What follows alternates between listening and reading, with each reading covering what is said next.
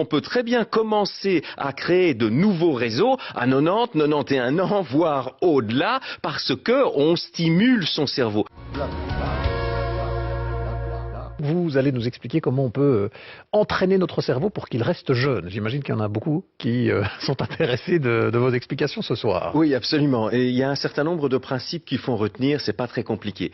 Le premier principe, le cerveau ne s'use que si on ne s'en sert pas. D'accord. On a cru pendant des années qu'on recevait à la naissance et puis au fil des premières années un certain nombre de neurones, des milliards de neurones, parce qu'il y a des milliards de neurones dans notre cerveau, et puis qu'à partir d'un certain moment, eh bien, les neurones s'éteignaient, on en avait de moins en moins, et donc, voilà pourquoi on commençait à avoir des problèmes de mémoire, toute une série de problèmes dits cognitifs, des problèmes de raisonnement et tout ça. C'est logique puisqu'on a moins de neurones, donc forcément, on fonctionne moins bien. Eh bien, c'est totalement faux. Ça, c'est le premier principe. Toujours que c'était vrai. Voilà. Alors non, attention. Ce que je veux dire, c'est que oui, on a un certain nombre de neurones et ces neurones peuvent mourir avec l'âge. En revanche, il est tout aussi possible de confectionner de nouveaux réseaux de neurones à tout âge. Et donc, on peut très bien commencer à créer de nouveaux réseaux à 90, 91 ans, voire au-delà, parce que on stimule son cerveau. Donc, il ne faut pas croire qu'on a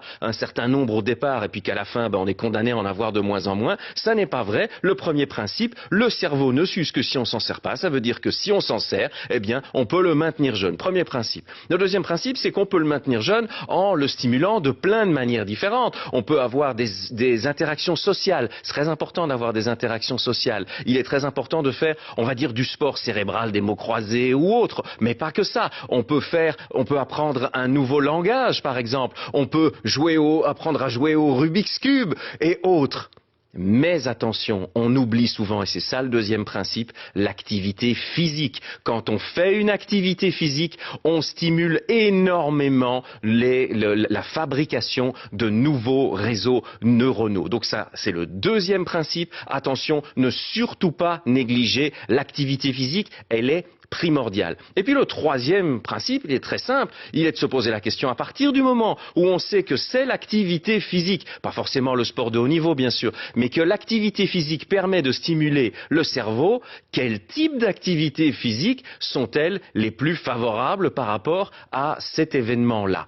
Eh bien, il y a eu des recherches qui ont été réalisées en Allemagne à ce propos. Les chercheurs ont demandé à un certain nombre de volontaires de participer à l'étude et ils les ont regroupés, c'est des gens relativement âgés, et ils les ont regroupés en trois catégories différentes. En fait, il y avait trois groupes différents. Un premier groupe, c'était un groupe qui ne pratiquait pas d'activité physique. Le deuxième groupe était un groupe à qui on demandait de pratiquer des activités physiques qui les rendaient de plus en plus experts dans une certaine discipline. Par exemple, la marche nordique ou par exemple le vélo, eh bien, ils devaient faire régulièrement cette discipline-là pour devenir des experts de cette discipline-là particulièrement. Et puis le troisième groupe, c'était des gens qui faisaient de la danse. L'activité physique, c'était de la danse. Mais la différence par rapport au groupe numéro 2, c'est que pour la danse, eh bien, il s'agissait toutes les semaines ou toutes les 2 semaines de changer de danse. Donc de faire un apprentissage d'une nouvelle danse. Une semaine, c'était le jazz. Une deuxième semaine, c'était peut-être le quick step. Et puis il va y avoir le tango et puis la valse. Donc à chaque fois, des apprentissages différents. Et puis donc, bien évidemment, qu'est-ce qu'ils ont fait? Ils ont demandé à ces différents groupes de participer à des activités pour mesurer leur capacité cognitive, leur mémoire, leur capacité de raisonnement. Bien évidemment, on a constaté que ceux qui ne faisaient pas d'activité physique étaient très en dessous des deux autres. Et parmi les deux autres groupes, à votre avis, quel était le groupe qui fonctionnait le mieux? Ceux qui variaient des Bien entendu, ceux qui variaient, donc le groupe des danseurs. Et donc, la règle est très simple. 1. Utilisez votre cerveau. 2. Pratiquez de l'activité physique. Et 3. Variez, essayez d'apprendre des nouvelles choses. Vous allez conserver votre cerveau jeune plus longtemps. Eh bien, voilà de bons conseils. Merci à vous, Patrice Goldberg.